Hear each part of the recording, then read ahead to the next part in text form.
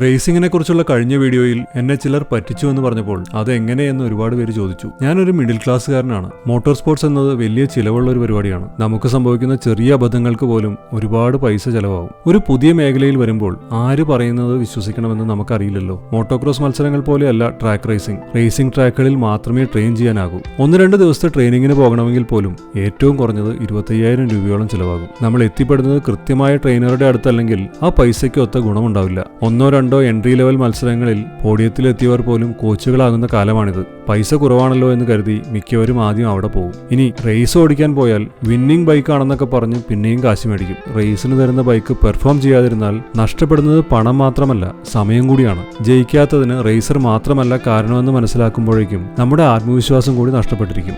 ജയമില്ലാതെ ഒരു ചെറിയ സ്പോൺസർഷിപ്പ് പോലും കിട്ടില്ല. ഒരു റേസ് ട്രാക്കിൽ കൂടി വേഗത്തിൽ ഓടിക്കുന്നത് മാത്രമല്ല റേസിംഗ്. ശരിക്കും പഠിക്കേണ്ടത് റേസ് ക്രാഫ്റ്റ് ആണ്. 100-150 കിലോമീറ്റർ സ്പീഡിൽ പോകുമ്പോഴും അതിവേഗത്തിൽ ചിന്തിക്കാനും ഒരു കൂട്ടം എതിരാളികളെ കബളിപ്പിച്ച് മുന്നേറാനും ഒക്കെ നല്ല സ്കില്ല് വേണം. അത് പഠിക്കണമെങ്കിൽ ഏറ്റവും മികച്ച റേസർമാരുടെ കൂടെ ഫൈറ്റ് ചെയ്ത് പഠിക്കണം. പലപ്പോഴും ബൈക്ക് ഓടിക്കാൻ പഠിക്കാൻ വരുന്നവർ നീ ഡ്രാഗ് ചെയ്ത് ഓടിക്കാൻ തുടങ്ങിയാൽ താൻ മികച്ച ഒരു റേസറായെന്ന് കരുതും. എന്നാൽ ഈ നീ ഡ്രാഗ് എന്ന് പറയുന്നത് കോർണറിൽ ലീൻ ചെയ്യാനുള്ള റഫറൻസ് മാത്രമാണെന്ന് പല കോച്ചുമാരും പറഞ്ഞു പോലും കൊടുക്കില്ല. പിന്നെ മനസ്സിലാകും ഇനിയും പഠിക്കാനുണ്ട്, കുറച്ചുകൂടി നല്ല ബൈക്ക് വേണം, നല്ല ടീം സപ്പോർട്ട് വേണമെന്നൊക്കെ. പറ്റിക്കുന്നു എന്ന് പൊതുവായി പറയുന്നത് അറിയാവുന്ന കാര്യങ്ങൾ മറച്ചുവെച്ച് നമ്മുടെ പണവും സമയവും നഷ്ടപ്പെടുത്തുന്ന കാര്യത്തെക്കുറിച്ചാണ്. ഒരു വർഷത്തേക്ക് 1 ലക്ഷം രൂപയെങ്കിലും ചിലവാക്കാനില്ലാതെ സീരിയസ് ആയ റേസിംഗിൽ പങ്കെടുക്കാനാവില്ല. 9ാം ക്ലാസ്സിൽ പഠിച്ചിരുന്ന ഒരു കുട്ടിയെ അർവാണി ഗ്രിഡ് എന്ന ചെറിയ ട്രാക്കിൽ നിന്ന് ഇന്റർനാഷണൽ മത്സരങ്ങളിൽ മികച്ച പ്രകടനം കാഴ്ചവെക്കുന്ന ഒരു റേസറാക്കി എടുക്കാൻ ഒരുപാട് പണിയെടുത്തു. അതിനോടൊപ്പം പഠനവും മുന്നോട്ട് കൊണ്ടുപോയി. ശരിക്കും ഇതിലേക്കെത്താൻ ആഗ്രഹമുള്ളവർക്ക് എന്നെ ബന്ധപ്പെടാം. ഞാൻ പറഞ്ഞു തരാം എന്ത് ചെയ്യണമെന്ന്.